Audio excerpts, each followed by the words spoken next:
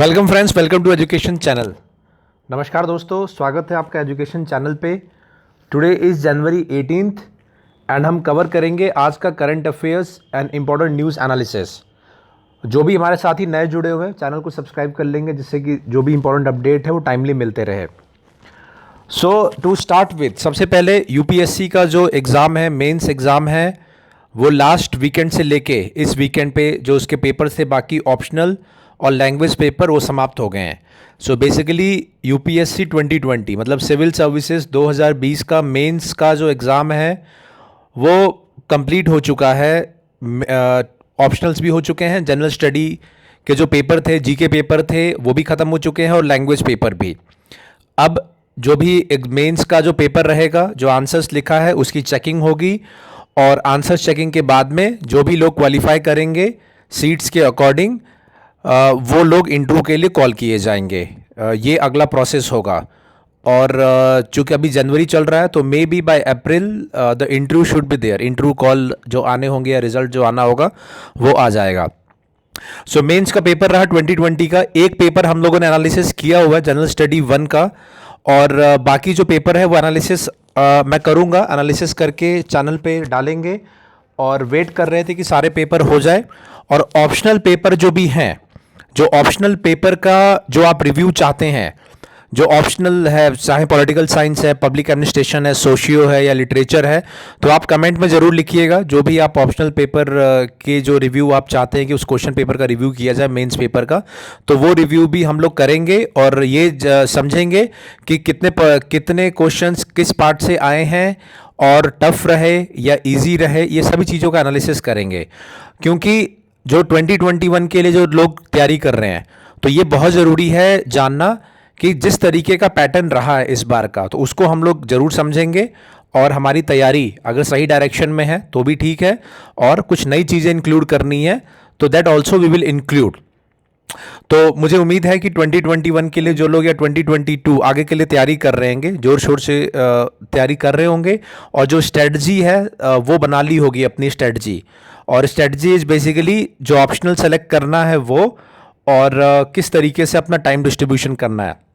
So that is very important. So अभी तक आपने अगर ऑप्शनल सेलेक्ट नहीं किया है और ऑप्शनल सेलेक्ट करने में दिक्कत आ रही है तो वो भी आप कमेंट में लिखिएगा, उसके लिए भी हम सेशन करेंगे। तो फिलहाल करंट अफेयर्स जो है उस पर हम लोग ध्यान लगाएं, करंट अफेयर्स, क्योंकि वो लगातार हमें उसको पढ़ते रहना है। और जो क्वेश्चंस मैं पूछ रहा हूँ आपसे बीच बीच में, that are very very important. क्योंकि सिर्फ पेपर पढ़ लेने से, करंट अफेयर पढ़ लेने से हमारा कोई फ़ायदा नहीं होगा। हमें दो चीज़ों पे फोकस करना है, मेंस पे भी साथ ही साथ फोकस करते रहना है। तो उसके लिए क्या है, उसके लिए इंपॉर्टेंट ये है कि जो क्वेश्चन मैं पूछ रहा हूँ आपको इन बिटवीन, जो ये हमारा सेशन रहता है 30 मिनट्स, 20 मिनट्स, 40 मिनट्स, करीब करीब ऑन एन एवरेज आधे घंटे का जो सेशन रहता है, इस सेशन में जो क्वेश्चन मैंने आपसे पूछा है उनका आंसर ज़रूर दीजिए।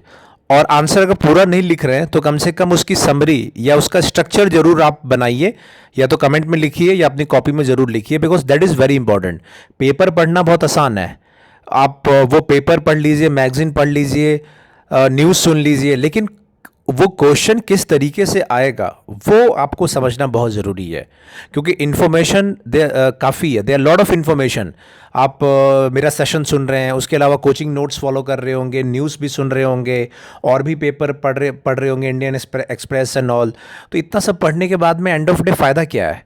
फ़ायदा तभी है जब क्वेश्चन आ रहा है यूपीएससी में, उसका अगर आप आंसर कर पा रहे हो। तो जो ये ज़रूर है, अगेन आई विल रिटरेट, कि जो क्वेश्चंस पूछे जा रहे हैं उसका आंसर आप ज़रूर करिए। सो आज का हम लोग सेशन शुरू करेंगे इसी नोट पे। Let's start. तो पहली, what is the most important news? The most important news is कि जो वैक्सीनेशन ड्राइव है, वैक्सीनेशन प्रोग्राम है, वो शुरू हो चुका है। 16 तारीख को ये शुरू हुआ था। हमारे प्राइम मिनिस्टर जो है उन्होंने इसको फ्लैग ऑफ किया है। तो ये प्रीलिम्स के हिसाब से आपको ये फैक्ट याद रहे, कौन कौन सी वैक्सीन इसमें है। तो इसमें जो इम्पोर्टेंट वैक्सीन्स थी, ये थी कोवैक्सीन थी और आपकी कोविशील्ड थी। तो 2 वैक्सीन है, ये आपको प्रीलिम्स के हिसाब से याद रहे। और ये ध्यान रहे कि जो 2,24,000 इंडिविजुअल, इनको 2 दिन में इनको प्लान किया गया था। ये तो चेंजिंग डेटा है, बट जो टोटल प्लान किया गया है इस फर्स्ट फेज़ का प्लानिंग है, इसमें जो इंफ्रास्ट्रक्चर है ये आपके नोट्स में चला जाना चाहिए। तो ये इंफ्रास्ट्रक्चर मैंने हाईलाइट किया। 3000 वैक्सीनेशन साइट है, कैपेसिटी 100% पर साइट है, और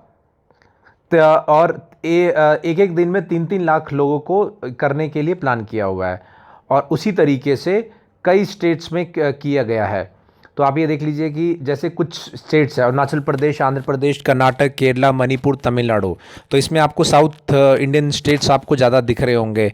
तो इन्होंने इसमें लीड लिया है एज इन टर्म्स ऑफ कि संडे को भी ये वैक्सीनेशन प्रोग्राम कैरी आउट कर रहे हैं।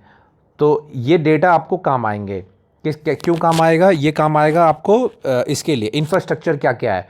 देन कोविन ऐप का इस्तेमाल किया जा रहा है। कोविन ऐप क्यों इस्तेमाल किया जा रहा है? कोविन ऐप एक ऐप है, एक ऐप बनाया गया, एक प्लेटफॉर्म बनाया गया है।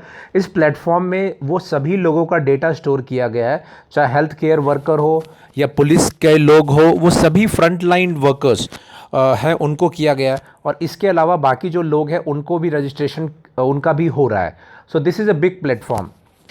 नाउ मेरा क्वेश्चन है, इससे आगे एक एडिटोरियल भी वही पढ़ेंगे। नाउ माय क्वेश्चन इज, एक क्वेश्चन मैं ऑलरेडी आपको पूछ चुका हूँ पहले, कि जो कोरोना वैक्सीनेशन प्रोग्राम है उसकी इंफ्रास्ट्रक्चर पे लिखने के लिए मैंने पूछा था कि जो कोरोना वैक्सीनेशन प्रोग्राम है it's a mammoth exercise. Now how India is going to prepare for such an exercise. अगर आपने आंसर नहीं किया तो first question is regarding that, कि जो वैक्सीनेशन प्रोग्राम है कोरोना के लिए, उसके लिए इंडिया की क्या क्या तैयारी है, किस किस स्तर पे। सो आप लिखेंगे, इंट्रोडक्शन देंगे कि हाँ दिस इज़ द बेसिक, कि कोरोना का ये प्रॉब्लम थी and India is going ahead with vaccination, and then you write about the preparation. तो प्रिपरेशन में आप लिखेंगे कि क्या प्रिपरेशन है, जो कुछ मैंने चीज़ें हाईलाइट किया आप इसको लिखेंगे। कोविन के बारे में बात करेंगे। Then you will talk about कितने डोजेस आ रहे हैं, किस तरीके से जो हेल्थ केयर है उनको ट्रेनिंग दी जा रही हैं। These all things you will collect, and then third step will be जो कोऑर्डिनेशन है, coordination with other authorities. For example WHO के साथ में क्या कोऑर्डिनेशन किया जा रहा है, वर्ल्ड लेवल पे इंडिया क्या कोऑर्डिनेशन कर रहा है, that also you have to write. And another point will be past experiences. So you have to write about the past experiences, like जो इम्यूनाइजेशन प्रोग्राम है, चाइल्ड इम्यूनाइजेशन प्रोग्राम, तो उसके बारे में आप लिखेंगे एंड उसकी सक्सेस स्टोरीज लिखेंगे। तो if you go to WHO website और इंडिया की ही मिनिस्ट्री की वेबसाइट खोलेंगे, so you will get data about polio vaccination programme. तो उन सबको एग्जाम्पल में अपने लिखेंगे कि इस तरीके का पास्ट में हुआ था। So this was our success ratio, that you will write. So this is my first question. But second जो इंपॉर्टेंट क्वेश्चन है, that is very very important. Second question ये है, the use of information technology in public policy और public policy drive. Now what is this? Corona vaccination is a public policy drive, कि एक policy बनी है vaccination की, उसको drive किया जा रहा है। और किसका सपोर्ट लिया जा रहा है इसमें लिया जा रहा है इंफॉर्मेशन टेक्नोलॉजी का। सो आप, my question is the use of information technology in corona vaccination programme और पब्लिक पॉलिसी। तो public policy in purview of corona vaccination. तो आप लिखिए कि किस तरीके से इंफॉर्मेशन टेक्नोलॉजी का इस्तेमाल किया जा रहा है, किस तरीके से डेटा एनालिटिक्स का इस्तेमाल हो रहा है, एंड देन किस तरीके से मशीन लर्निंग का इस्तेमाल हो रहा है, एंड मशीन लर्निंग का है, एंड ये सब चीज़ों को आप लिखेंगे। ये सब चीज़ें पढ़ाई हुई है, आपको बताया हुआ है मैंने अलग अलग टाइम पे, और इससे रिलेटेड क्वेश्चंस आएंगे भी। सो यू राइट इट, किस तरीके से ये चीज़ें होंगी, machine learning, data analytics, and then normal IT platform, IT infrastructure और networking, and then mobile communication, data communication, internet communication, किस किस तरीके से इस्तेमाल हो रहा है। Now the beauty of this question is that, मतलब ये क्वेश्चन इसलिए इंपॉर्टेंट है क्योंकि आप बहुत अच्छा इसमें सोच सकते हैं। This is very good question. तो क्रिएटिवली आप सोच सकते हैं, और जितनी चीज़ें आपने सुनी हैं उन सबको आपको लेके आना है। और अलग अलग जो स्टेट्स हैं वो अलग अलग कुछ नया इनोवेटिव भी कर रहे होंगे। So that also you need to write. So ये my question is this, information technology का इस्तेमाल in corona vaccination drive, and examples मैंने आपको दे दिया क्या क्या चीज़ें हैं। So this is important thing. Okay, ना एक यहाँ पे है यूज़ हुआ है इन्फोर्समेंट डायरेक्टरेट। तो enforcement directorate is basically related to money laundering cases and all. My question is what is enforcement directorate. Now एक तरीका और बताते चलो। देखिए आपने ये एक न्यूज़ पढ़ा, 2 Chinese national arrested bye ED for money laundering. ठीक है, वो शेल फर्म बना के मनी लॉन्ड्रिंग कर रहे थे, मतलब ये क्राइम कर रहे थे। बट हमारे लिए यूपीएससी या कोई भी एग्ज़ाम में ये नहीं पूछेगा कि फ़लाना सो एंड सो डेट में न्यूज़ में क्या था, या ये इन चाइनीज़ का नाम बताओ, ये नहीं आएगा। हमारे लिए इंपॉर्टेंट क्या है, हमको ये मालूम होना चाहिए कि इन्फोर्समेंट डायरेक्टरेट क्या है, and then we should be knowing कि what is hawala network and what is shell companies. 3 मेरे क्वेश्चन है, शेल कंपनीज क्या होते हैं, हवाला क्या होता है, एंड एनफोर्समेंट डायरेक्टरेट क्या होता है। तो enforcement directorate is an institution which is responsible for enforcing a different kind of financial regulations, laws, and also take action against money laundering and other kind of things। आप और इसको पढ़ के इसको लिखिए, व्हाट इज एनफोर्समेंट डायरेक्टरेट। हवाला क्या होता है, हवाला इज़ बेसिकली अनऑफिशियल नेटवर्क, एक चेन है जहाँ पे कि पैसे का मनी लॉन्ड्रिंग के लिए इस्तेमाल होता है, मौखिक तौर पे इनफॉर्मल तरीके से पैसे का लेन देन होता है। एंड शेल कंपनीज़ क्या होती है, shell companies are like fake companies. तो मैंने आपको बेसिक बता दिया, now you find out the answer and write it कि ये चीज़ें ये क्या हैं। So these are they are 3 questions in this. And mains के हिसाब से क्या है, मेंस के हिसाब से ये है कि मेंस के हिसाब से है कि चाइना के स्तर पे क्वेश्चन ये आ सकता है कि चाइना के साथ हमारे रिलेशंस पे आ सकता है, इंटरनेशनल रिलेशन पे क्वेश्चन आ सकता है, थ्रेट पे आ सकता है। तो this is a prime example, this you can write कि recently 2 Chinese nationals have also been arrested for money laundering. और ये लोग कौन हैं, ये शैंग जो है हवाला रैकेट रन करता था, और ली जो है वो दिल्ली यूनिवर्सिटी ग्रेजुएट था, जिसको हिंदी इंग्लिश दोनों आता था। तो इस तरीके के लोग थे कि जो इंडिया में भी पढ़ रहे हैं, चाइनीज नेशनल हैं, and then they are doing all such kind of activities. So दो कई क्वेश्चन इसके बन गए, 3 क्वेश्चन एक प्रीलिम्स के बन गए और एक क्वेश्चन आपका मेंस का बन गया इंटरनेशनल रिलेशन से रिलेटेड। सो ये आपको मैंने बता दिया। Okay, now will move to next news. News कई सारी है, बट हमें इसमें से अपने हिसाब से पढ़ना है, हमें अखबार नहीं पढ़ना है। We are not here to read newspaper. Newspaper पढ़ने के लिए न्यूज़पेपर तो काफ़ी लोग पढ़ते हैं, हमें वो नहीं चाहिए कि न्यूज़पेपर पूरा पढ़ते रहे। हमें बस अपने काम की चीज़ इसमें निकालनी है, क्या इन्फॉर्मेशन है, एंड देन उसमें से क्या क्वेश्चन आ सकता है, तो हरदम याद रहे। बार बार मैं बताता हूँ इसी चीज़ को। Now next, this is editorial, will move to editorial, and in this editorial this is the opinion piece. This opinion piece is regarding the corona vaccination. ना अभी मैंने आपको जो ऊपर क्वेश्चन पूछा उसके कुछ पार्ट्स हैं, उसके आंसर्स कुछ यहाँ पे मिलेंगे ना। व्हाट आर सर्टन पॉइंट्स, तो एक बार इसको समझ लीजिए। इंडिया का लार्जेस्ट वैक्सीनेशन ड्राइव है इन द हिस्ट्री, ठीक है, और 2 लाख लोग वैक्सीन दी गई 3350 सेशंस पे फर्स्ट डे में, ठीक है। कोविशील्ड वैक्सीन जो कि बनाई गई है सीरम इंस्टीट्यूट ऑफ इंडिया के द्वारा, सारे स्टेट्स में अवेलेबल थी। पहली वैक्सीन कौन सी है, Covishield, serum institute of India के द्वारा। और दूसरी है आपकी दूसरी जो है भारत बायोटेक की कोवैक्सीन है, ये ध्यान रहे। 11 मिलियन डोजेस है, पूरा मैंने हाईलाइट कर रखा है। 11 मिलियन डोजेस है कोविशील्ड की, एंड 5.5 मिलियन है कोवैक्सीन की। और health care workers, sanitation worker, municipal workers important है इसमें, apart from law enforcement. Okay, और क्या क्या इसमें ये है कि 12 महीने के अंदर ही वैक्सीन बना ली गई है। पिछले साल आया था, 12 महीने के अंदर ही आ गया।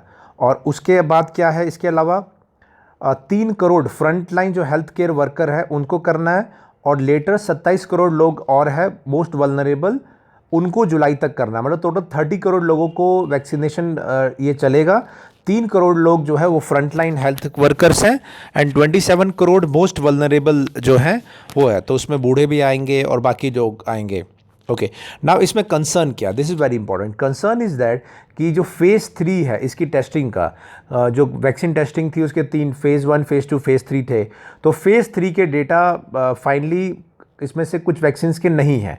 तो इसमें क्या ये कह रहे हैं, इसमें ये कुछ पॉइंट्स है वो दिया गया है। इसमें क्या दिया गया कि इंडिया के पास एक्सपीरियंस है, चाइल्डहुड इम्यूनाइजेशन प्रोग्राम जो है उसका एक्सपीरियंस है, और डिफ़िकल्ट जोग्राफिकल कंडीशंस में जो वैक्सीन देने की उसकी that kind of capability India has, that executive capability India has. Ground level पे इतना स्टाफ है और उनको नो हाउ है how to do carry out this vaccination programme. Okay, and important ये है कि कोविशील्ड और कोवैक्सीन में अभी क्या अंतर है? इसमें अंदर ये है कि जो भारत बायोटेक का कोवैक्सीन है वो क्लिनिकल ट्रायल के रूप में दिया जा रहा है और उसका फेज़ 3 का एफिकेसी डेटा अवेलेबल नहीं है। और जो अमेरिका में और यूनाइटेड किंगडम में जो डेटा दिया जा रहा है, कुछ डेटा उनके पास हैं, लेकिन अभी जो भारत की कोवैक्सीन डेटा है उसके पास उतना नहीं है। तो ये भी इम्पोर्टेंट है कि जो कोवैक्सीन दिया जा रहा है वो ढंग का दिया जाए और उसके साइड इफ़ेक्ट नहीं हो। तो that also government should keep in mind. So ये कि अच्छा आर्टिकल था, आपको मैंने सारे पॉइंट समराइज़ कर दिए और ये कई पॉइंट्स आपके इसमें चले जाने चाहिए नोट्स में। Okay, now next opinion, next article क्या है? Next article is regarding science and technology. Science and technology में है जो डिबेट चल रहा है व्हाट्सएप को लेके।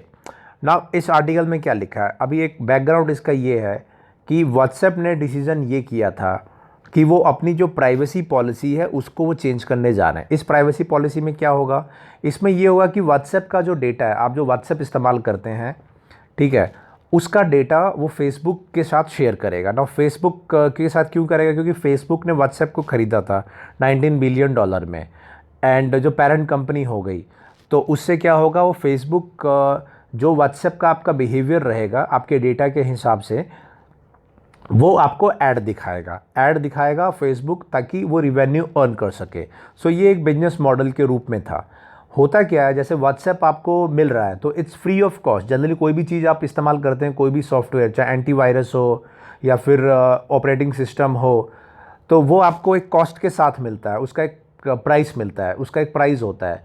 लेकिन व्हाट्सएप ने ये कहा कि हम व्हाट्सएप का पैसा चार्ज नहीं करेंगे इसको चलाने का, तो हम लोग कैसे वो रिवेन्यू अर्न करें? तो वो रिवेन्यू अर्न करेगा आपका डेटा शेयर करके। सो ये वो चाहते थे, फरवरी में ये करने जा रहे थे ना। उसके बाद क्या हुआ? उसके बाद पैनिक क्रिएट हो गया। क्यों पैनिक क्रिएट हो गया? बिकॉज जब प्राइवेसी डेटा शेयर किया जाएगा तो उसमें कुछ र्यूमर्स भी रहे और कुछ सच्चाई भी रही।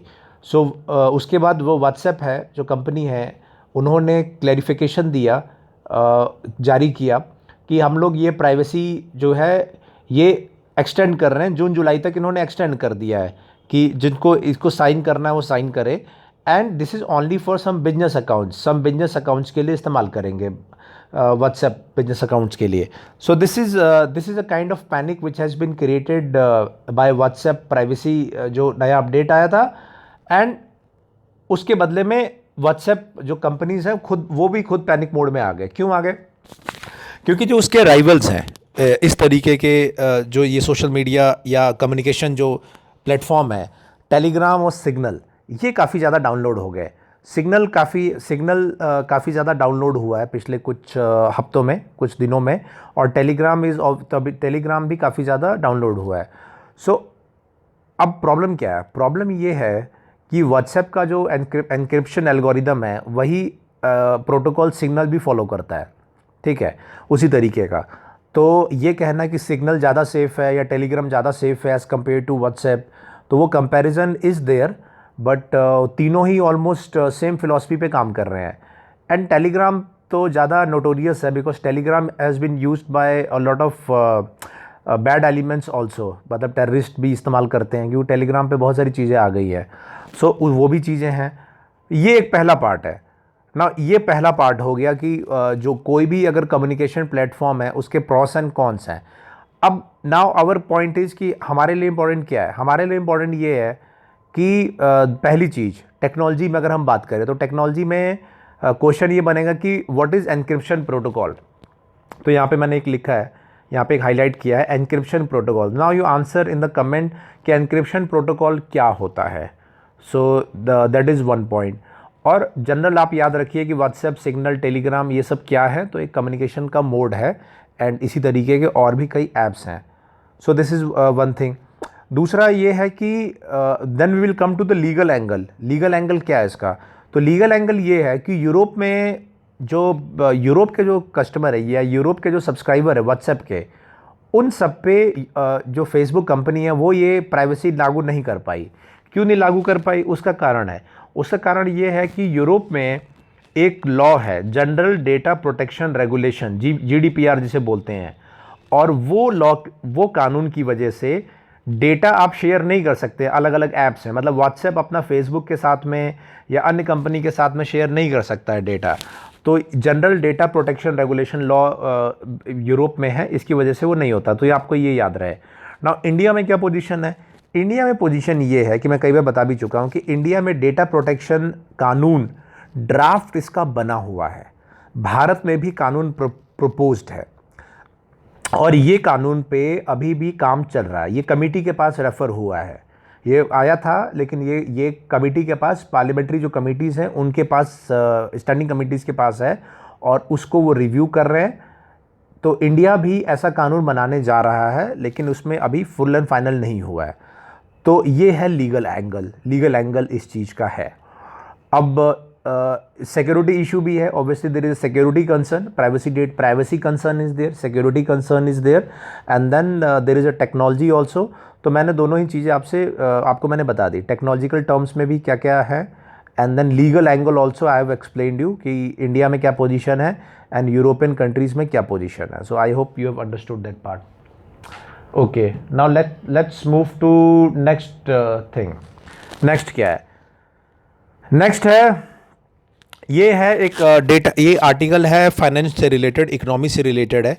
ये प्रोफेसर इन्होंने लिखा है। तो इसमें इनका बेसिकली कंसर्न ये है कि एक तरीके से फॉल्स बूम हो रहा है।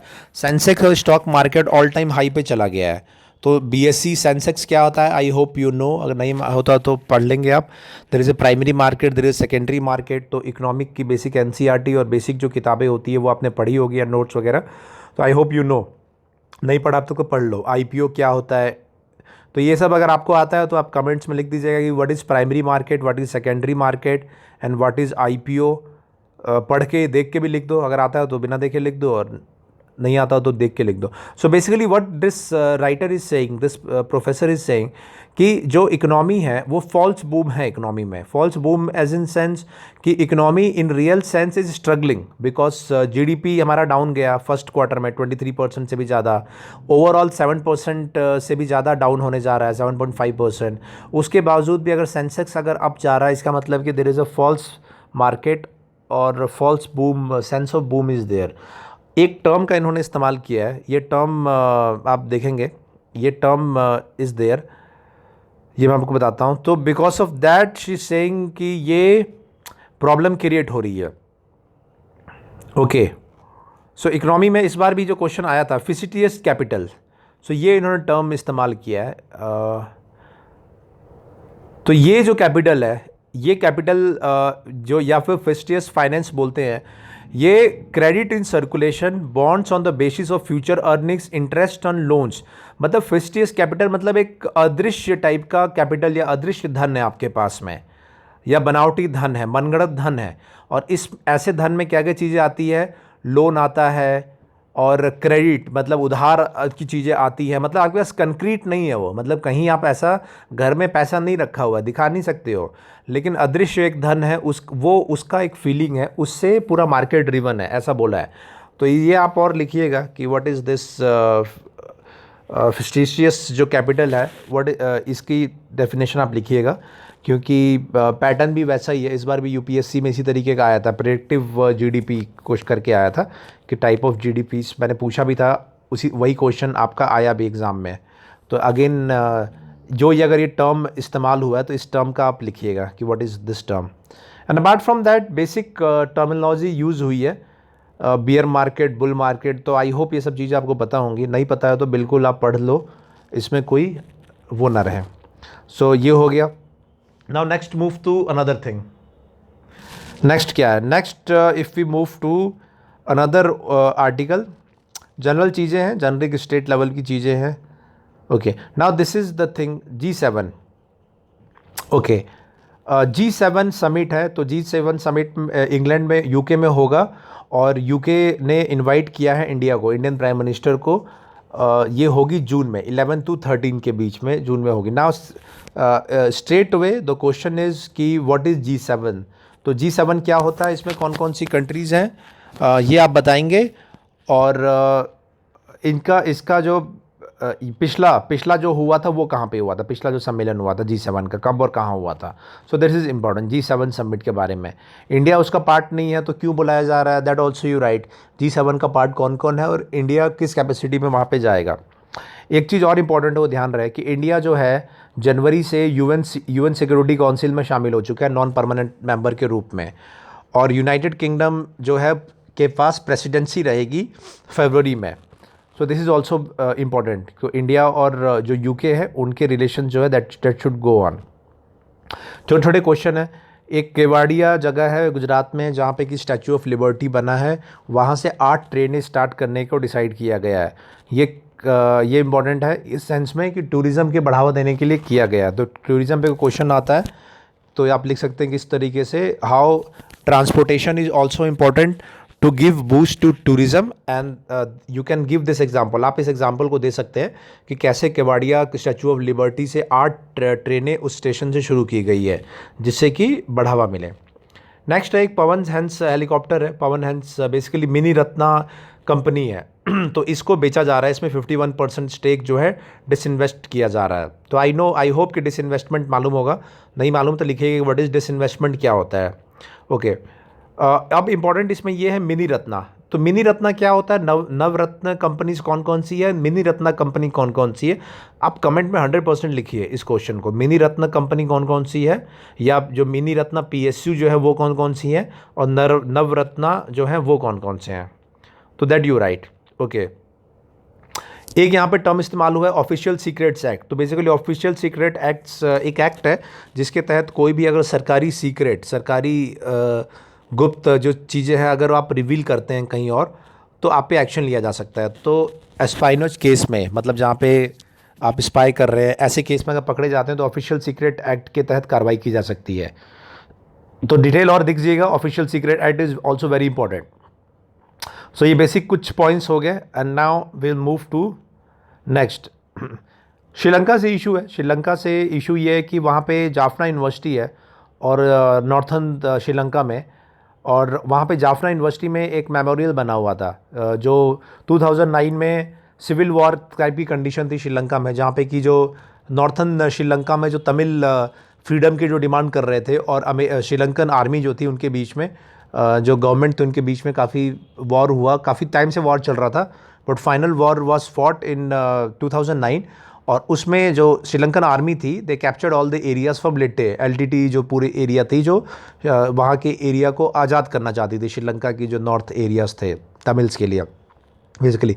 तो उन्हीं की याद में जाफना यूनिवर्सिटी में एक मेमोरियल बना था तो उसको तोड़ दिया गया एक रात में। तो उसके बाद काफ़ी ज़्यादा क्रिटिसिज्म हुआ, काफ़ी हंगामा हुआ। तो India has played a important role in that to convince जो PM है वहाँ के श्रीलंका के that this issue is very emotional issue, और उसका तमिलनाडु में काफ़ी विरोध भी होने लग गया था, और उसकी वजह से फिर अभी उन्होंने प्रॉमिस किया कि उस मेमोरियल को दोबारा बनाया जाएगा। Now this is very important in terms of 2-3 things. First thing is that कि श्रीलंका हमारा नेबर है एंड श्रीलंका की पॉलिसी जब भी बात होगी तो ये पॉलिसी भी इसमें अपने नोट्स में चले जाए, मतलब एक आपका फोल्डर बना रहे या आपका नोट रजिस्टर बना रहे श्रीलंका, या पेजेस रहे श्रीलंका इंटरनेशनल रिलेशन पे, तो उसमें ये चला जाना चाहिए ये इंसिडेंट कि किस तरीके से जाफना में ये घटना हुई, जाफना यूनिवर्सिटी में, और उसके बाद कैसे इंडिया के जो हाई कमिश्नर थे he played a role, he met the prime minister and he conveyed, जो प्रीमियर थे वहाँ के राजपक्षा प्रेसिडेंट, उनसे मुलाकात किया, और मुलाकात करने के बाद में फिर उसके बाद इंटरवीन किया गया और कैसे इस इशू को सॉल्व किया गया। और ये भी ध्यान रहे कि इंडिया का जो तमिलनाडु सदर्न स्टेट है वहाँ पे क्योंकि वो तमिल इशू था, तमिल लोग थे काफ़ी जो मारे गए थे, तो इसीलिए तमिलनाडु में एक तरीके से पॉलिटिक्स भी चलती है इसी बात की। श्रीलंकन में भी जो तमिल थे उनको लेके, तो तमिलनाडु की जो पॉलिटिक्स थी वो भी इम्पॉर्टेंट है, वो भी काफ़ी ज़्यादा इफेक्ट होती है, और उसके खिलाफ प्रोटेस्ट भी तमिलनाडु में एक तरीके से शुरू हो गया था। So this issue has been handle, and इसमें जो हमारी जो फॉरेन सर्विस के जो लोग हैं कमिश्नर हैं उन्होंने काफ़ी अच्छा रोल प्ले किया। तो this you can quote as an example कि कैसे सॉफ्ट डिप्लोमेसी काम करती है। एंड बाय द वे ये ऑफ द रिकॉर्ड मीटिंग हुई है, ये ऑन द रिकॉर्ड मीटिंग नहीं है, ऑफ द रिकॉर्ड पर्दे के पीछे जिसे बोलते हैं बिहाइंड द कर्टन्स पूरी डिप्लोमेसी चली, और उस डिप्लोमेसी के सहारे इस इशू को टैकल किया गया, वरना वार मेमोरियल को तोड़ देना एक बहुत बड़ा इशू बन सकता था। Now this is related to China. China में एक प्रांत है, जिनजियांग प्रांत है, वहाँ पे युगर माइनॉरिटी जो मुस्लिम है बेसिकली वो रहते हैं। तो बार बार चाइना पे ब्लेम लगता है कि वहाँ के जो युगर्स मुस्लिम्स हैं उन पे काफ़ी ज़्यादा यातना या उनको परेशान किया जाता है, प्रताड़ित किया जाता है in every terms, in terms of physical torture, cultural torture, mental emotional torture किया जाता है। हालांकि चाइना बार बार इसको मना करता है। तो उन्होंने ये बोला है कि यूके ने अभी बार बोला है कि यूनाइटेड नेशन को एक्सेस दे दिया जाए जिनजियांग का, ताकि जाके उसको ऑब्जर्व कर सके कि वहाँ पे क्या एग्जैक्टली कंडीशंस हैं इन मुस्लिम्स का। सो this is one thing which you can use against China. ना जब चाइना की बात आएगी तो this is the one thing, वो उसका वीक पॉइंट है। तो ये वीक पॉइंट को if someone ask you in interview और मेंस तो यू कैन राइट दिस कि चाइना इंडिया को ब्लेम करता है कई इश्यूज़ पे, बट चाइना खुद ही जो ह्यूमन राइट्स है उसको कंट्रीब्यूट करता है और यूनाइटेड नेशन को एक्सेस भी नहीं देता है। हालांकि इंडिया ने यूनाइटेड नेशन को एक्सेस दे रखा है, बाहर के जो पार्लियामेंट्रियंस हैं वो भी आके कश्मीर में विजिट कर जाते हैं, बट चाइना ने वो चीज़ नहीं किया है। China is continuously being accused of human right abuse and almost up to the level of genocide. Okay, so that's regarding international relation. International relation के 2 क्वेश्चंस थे, वो भी मैंने क्लियर कर दिया। उसके अलावा test match is going on in Gabba. Gabba एक जगह है वहाँ पे। नाउ माय क्वेश्चन इज़ कि कई जगह ब्रिस्बेन है, सिडनी है, मेलबॉर्न है, गाबा है। आप ऑस्ट्रेलिया का मैप खोलिए एंड देन आप इस चारों जगह को देख लीजिए कि ये जो चारों हैं ऑस्ट्रेलिया में, क्योंकि टेस्ट मैच हो रहा है तो हो रहा है, चूँकि न्यूज़ में है तो हमको मालूम होना चाहिए ना। You right into the comments कि ऑस्ट्रेलिया की कैपिटल क्या है और ऑस्ट्रेलिया की कैपिटल क्या है, और ऑस्ट्रेलिया के अगल बगल जो ओशियंस हैं वो कौन कौन से हैं, ओशियन हो या फिर गल्फ़ हो तो वो कौन कौन से हैं। This is a good time कि आप उसको रिविज़िट कर लीजिए कि ऑस्ट्रेलिया से ऐसे क्वेश्चंस आए हुए हैं कि मैप शो कर देते हैं। प्रीलिम्स में पहले आते थे कि ऑस्ट्रेलिया का मैप दे दिया, आपको XYZ लिख दिया और पूछ लिया कि X is Melbourne, Y is Sydney, Z is Brisbane. ऐसे क्वेश्चन पूछे गए हैं पहले। तो ये आगे भी आ सकते हैं कि ऑस्ट्रेलिया का मैप दे देंगे, ABCD लिख देंगे, मेलबॉर्न की जगह A लिख देंगे, ब्रिस्बेन की जगह B, पर्थ की जगह C, सिडनी की जगह D, और पूछेंगे कि A इज़ इतना, 4 ऑप्शंस आपको दे देंगे कि A मेलबॉर्न है, B है। तो ऐसे भी क्वेश्चंस आ सकते हैं किसी भी कंट्री को लेके। तो चूँकि ऑस्ट्रेलिया काफ़ी ज़्यादा न्यूज़ में रहता है क्योंकि हमारा क्वाड का पार्टनर भी है और चाइना के साथ उसकी भी काफ़ी ज़्यादा टसल रहा, तो ऑस्ट्रेलिया में काफ़ी इंडियन डायस्पोरा भी है। तो ऑस्ट्रेलिया के ये सब और लगातार टेस्ट मैचेस भी होते रहते हैं। तो ऑस्ट्रेलिया के ये सिटीज़ आपको मालूम होना चाहिए कहाँ कहाँ पे है। आप बिल्कुल, आई विल रेकमेंड कि आप देख लीजिए। और ऑस्ट्रेलिया में जो उनके प्रीमियर है, चाहे प्रेसिडेंट हैं चाहे बाकी, उनके भी नाम आपको ध्यान रहे। सो दिस इज़ वेरी इंपॉर्टेंट। ये मैंने आपको बता दिया, आप कमेंट्स में भी लिखेंगे, पढ़ के फिर मुझे ही बताएंगे कहाँ कहाँ पे ये पार्ट्स हैं और कौन कौन है वहाँ पे। Okay, so that's all for today's current affairs, world affairs and news analysis. और जो भी मैंने क्वेश्चन पूछा उनके आप आंसर ज़रूर दीजिए, जिससे कि आपका जो नॉलेज चेक वो भी होता रहे time to time. That's all, thank you, good bye.